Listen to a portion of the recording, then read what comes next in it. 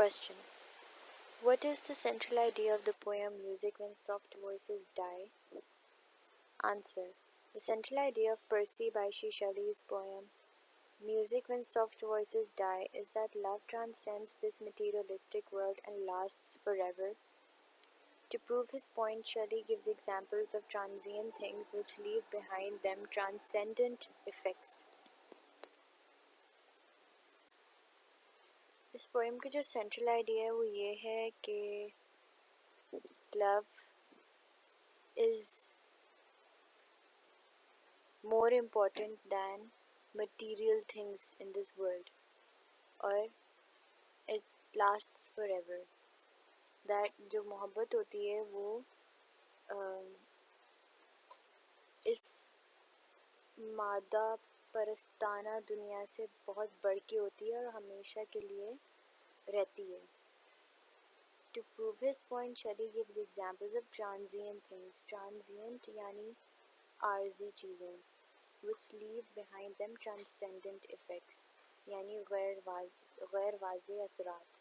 तो इसी बात को प्रूव करने के लिए, साबित करने के लिए शेली ने ऐसी आर्जी चीज़ों की मिसाल दी है जो अपने गैर वाज़े असरात पीछे छोड़ के जाती है. He says that 4 of our senses, auditory, olfactory, visual and tactile, are the recipients of these transcendent effects. ये कहते हैं कि जो हमारे 4 सेंसेस होते हैं, यानी एहसास, जो ऑडिटरी होता है यानी हमारे बोलने की सेंसेस, olfactory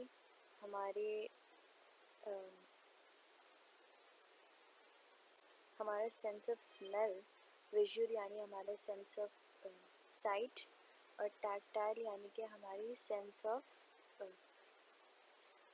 क्या कहते हैं टच, छूने की जो हिस्से है हमारी. तो ये जो 4 हमारी एहसासात हैं ये हमारे इन असरात को रिसीव करती हैं यानी आइडेंटिफाई करती हैं.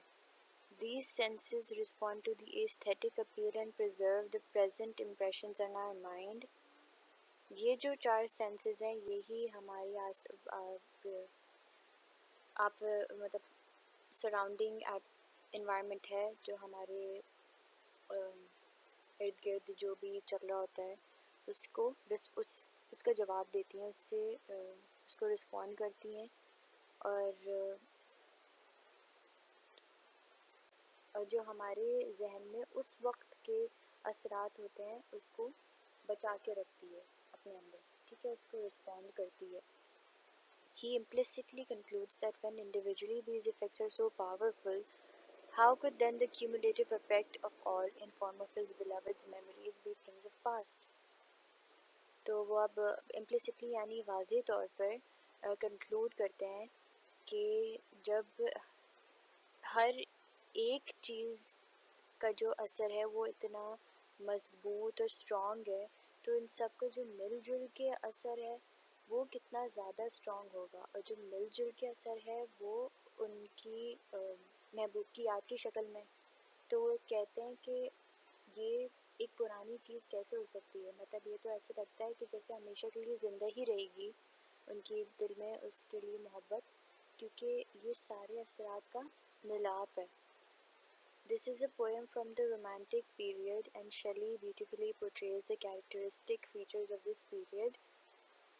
ये जो पोएम है ये रोमांटिक ईरा की यानी रोमानीवी ईरा की पोएम है, और जो हमारे पोएट हैं पर्सी बायशी शेली ये भी मशहूर हैं एज ए रोमांटिक पोएट. तो इस पोएम में उन्होंने बहुत खूबसूरती के साथ तो ये पोएम हमें उनके ईरा के बारे में बहुत ज़्यादा बताती है, जो उनका दौर था उसके बारे में बहुत ज़्यादा नॉलेज देती है कि कैसा दौर था.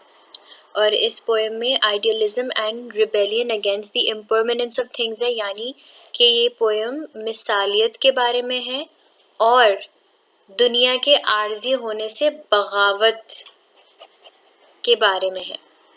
ठीक है. I hope you understand the poem.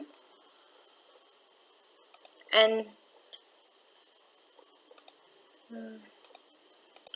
ये क्या कर रही हूँ मैं?